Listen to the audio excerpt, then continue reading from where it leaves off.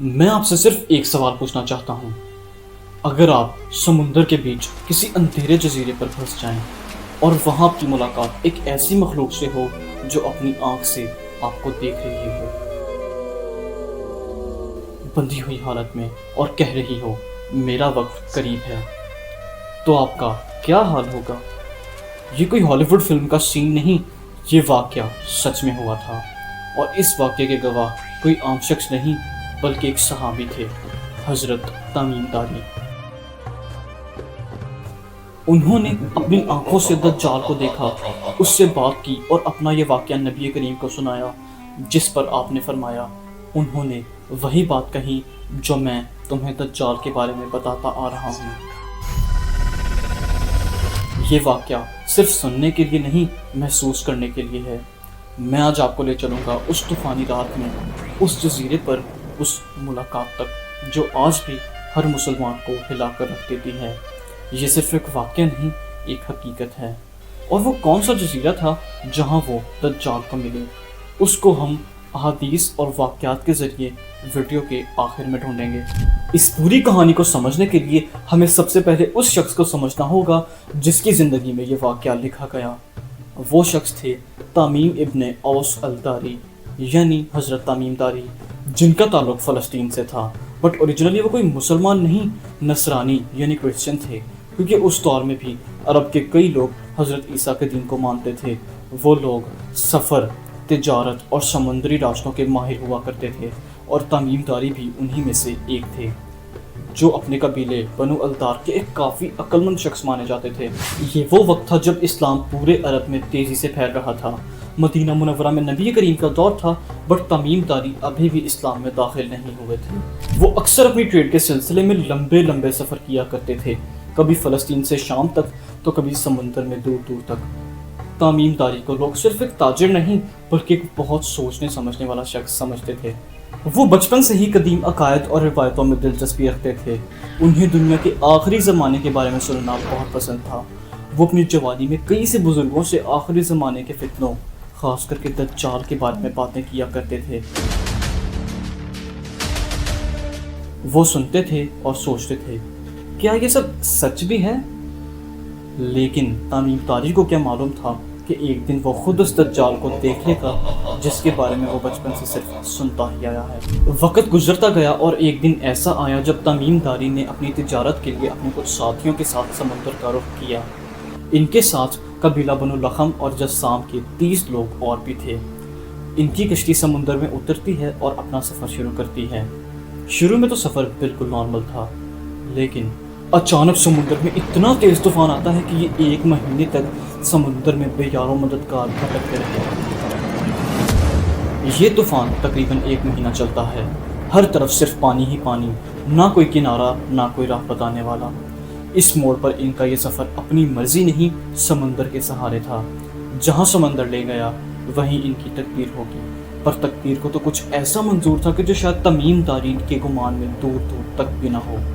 آخر کار 1 مہینہ طوفان سے لڑنے کے بعد سمندر نے ان کی کشتی کو ایک ان نون آئلینڈ کے پاس لا کھڑا کیا،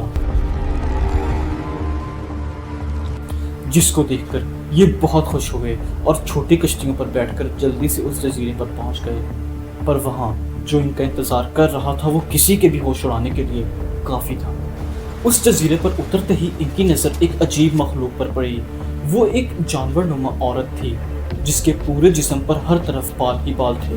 اتنے بال تھے کہ کوئی یہ بھی نہیں پہچان سکتا تھا کہ اس کا اگلا یا پچھلا رخ کون سا ہے۔ خوف اور حیرت کے مارے تمیم داری نے پوچھا، بدبخت تم کون ہو؟ وہ بولی، میں جساسہ ہوں۔ احادیث سے معلوم ہوتا ہے کہ جساسہ دجال کی ایک مخبر مخلوق ہے جو مختلف معلومات اکٹھا کر کے دجال کو بتاتی ہے۔ اس کا کام جزیرے پر آئے لوگوں کو دجال تک پہنچانا ہے۔ یہ ایک ایسی مخلوق ہے جو انسان، جانور اور شیطانی خصوصیات رکھتی ہے۔ حضرت تمیم داری نے جب جساسہ سے اور بات کرنا شروع کی تو وہ بولی، تم مجھے چھوڑو، اس عمارت میں میرے پیچھے آؤ، وہاں کوئی تمہارا بہت انتظار کر رہا ہے۔ وہ جب اس پورے سرار عمارت میں داخل ہوئے تو ان کا منہ کھلا کا کھلا ہی رہ گیا۔ انہوں نے اپنی پوری زندگی میں پہلے کبھی اتنا بڑا اور خوفناک شخص نہیں دیکھا تھا۔ وہ گردن سے لے کر پیروں تک زنجیروں سے جکڑا ہوا تھا۔ یہی تھا دجال، لیکن تمیم داری کو ابھی اس بارے میں نہیں معلوم تھا۔ کون ہے تو؟ تمیم داری نے پوچھا۔ وہ بولا، تم مجھے کچھ حد تک تو پہچان چکے ہو، لیکن پہلے یہ بتاؤ کہ تم کون ہو۔ تو حضرت تمیم داری نے اپنا تعارف کروایا اور اس جزیرے تک پہنچنے کی داستان سنائی۔ دجال نے ان سے 4 سوال کیے۔ اس نے پوچھا، کیا شام کی بستی بحسان کے کھجوروں میں پھل آتا ہے؟ وہ بولے، آتا ہے۔ دجال نے کہا، وہ وقت قریب ہے جب اس میں پھل نہیں آئے گا۔ اس کے بعد دجال نے اگلا سوال کیا۔ اس نے پوچھا، لیک آف تبریہ میں پانی ہے؟ انہوں نے کہا، بہت پانی ہے۔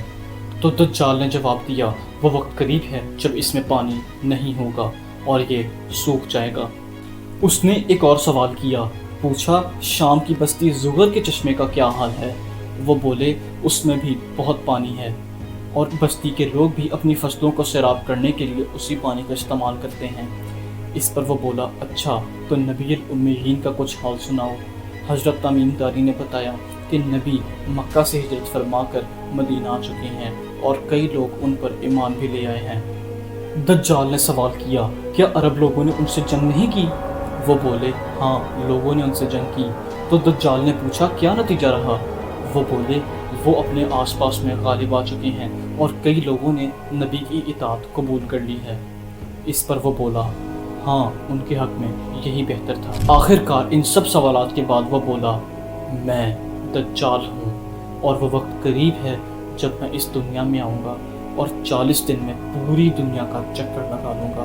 میں وہاں کوئی علاقہ نہیں چھوڑوں گا سوائے مکہ اور مدینہ کے، کیونکہ جب بھی میں وہاں جانے کی کوشش کروں گا ایک فرشتہ تلوار لے کر میرا راستہ روک دے گا۔ اس واقعہ کے بعد وہ یہاں سے نکلے اور اپنے علاقے میں واپس آ گئے اور بالکل پہلے کی طرح ہی عام زندگی گزارنے لگتے ہیں۔ لیکن سال 9 ہجری کو وہ اپنے قبیلے بنو الدار کی طرف سے مدینہ منورہ کی طرف ایک ڈیلیگیٹ یعنی وفد کی شکل میں گئے، Peace be upon you. کچھ بزنس پرپسز کے لیے، جس میں نبی کریم نے ان کو غزوہ خیبر میں فتح کی گئی زمینوں کے منافع کا کچھ شیئر گفٹ کر دیا۔ حضرت محمد صلی اللہ علیہ وآلہ وسلم سے ملاقات میں ان کے کردار، پیغام اور سخاوت کو دیکھ کر وہ اتنے امپریس ہوئے کہ فوراً اسلام قبول کر لیا اور پرماننٹلی مدینہ منورہ میں ہی سیٹل ہو گئے۔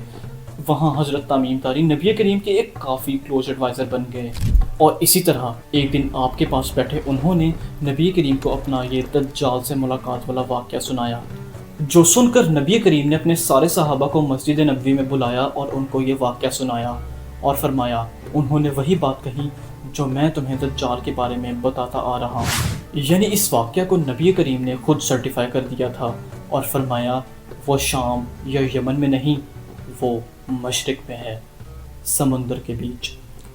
یعنی دجال ایسٹ سے نکلے گا کیا؟ جی ہاں، ایسا نبی کریم نے خود فرمایا ہے۔ اب آپ کو ضرور کیوریاسٹی ہو رہی ہوگی کہ آخر دجال والا وہ آئلینڈ آج کہاں ہے، تو آپ اس کو ڈھونڈنے کے لیے ہم اپنے طور پر خود کچھ انالیسس کرتے ہیں۔ حضرت تمیم داری کا واقعہ اور پروفٹ صلی اللہ علیہ وآلہ وسلم کی حدیث کو نظر میں رکھیں تو ایک چیز تو کلیئر ہے کہ اس جزیرے پر ان کی کشتی مشرق یعنی ایسٹ کی طرف سفر کر کے پہنچی تھی۔ یعنی اب ہمارے لیے ڈائریکشن کلیئر ہے، ایسٹ۔ نبی کریم نے اس وقت مدینہ منورہ میں کھڑے ہو کر صحابہ کرام سے اشارہ کر کے فرمایا تھا کہ دجال مشرق میں ہے۔ تو مدینہ کے مشرق میں ہے فیمس عربین سی، جس میں مینلی 4 فیمس آئلینڈز ہیں: لکشمن دیپ آئلینڈ آف انڈیا، یمن کے سکوٹرا آئلینڈ، عمان کے المسیرہ آئلینڈ اور پاکستان کا استولا آئلینڈ۔ لیکن حدیث میں تو کلیئرلی بتایا گیا ہے کہ وہ یمن کے سمندر میں تو نہیں ہے، یعنی عمان اور یمن کے آئلینڈز تو ہمارا آنسر نہیں ہے۔ تو اب بچتے ہیں باقی کے 2 آئلینڈز، لکشمن دیپ اور استولا۔ ان میں سے بھی کسی ایک کو چوز کرنے کے لیے ہمیں حضرت تمیم داری کے واقعہ کا سہارا لینا پڑے گا۔ جیسا کہ میں نے آپ کو بتایا کہ جب ان کی جساسہ سے ملاقات ہوئی تو اس نے ان کو ایک پرانی عمارت میں جانے کا کہا، جس کو کچھ لوگ ایک مندر مانتے ہیں۔ تو اگر وہاں کوئی پرانا مندر یا کوئی پرانی عمارت تھی تو اس کی باقیات تو آج بھی ضرور ہوں گی۔ لکشمدیپ آئلینڈ پر تو ایسا دور دور تک کچھ بھی نہیں ہے، بٹ نو ڈاؤٹ وہاں پر ایک پرانا مندر ضرور ہے، شری کرشنا ٹیمپل، لیکن وہ 1885 میں بنا تھا، جبکہ یہ واقعہ تقریباً 1500 سال پرانا ہے۔ دیٹس وائی لکشمدیپ آئلینڈ تو کوئی سینس نہیں بناتا، وچ مینس کہ اب ہمارے پاس صرف ایک ہی آپشن ہے، استولا آئلینڈ ان پاکستان۔ اور مزے کی بات ہے یہاں پر بھی ایک مندر ہے، ایک ہندو گوڈس کالی، جس کو ہم عام زبان میں کالی ماتا کہتے ہیں، اس کا ٹیمپل۔ یہ ایک فیمیل گاڈ یعنی گوڈس تھی، جس کے بارے میں ہم ابھی بات نہیں کریں گے۔ اب آپ کو لگے گا کہ یہ مندر بھی 100-200 سال پرانا ہوگا، نہیں، یہ مندر 2000 سال پرانا ہے۔ کیا آپ کچھ پیٹرنز کنیکٹ کر پا رہے ہیں؟ کالی ماتا اور جساسا دونوں ہی فیمیل کریچرز ہیں، اور دونوں کی اپیرنس کو ہی بہت خوفناک بتایا گیا ہے۔ یعنی کالی ماتا ہی جساسا ہے کیا؟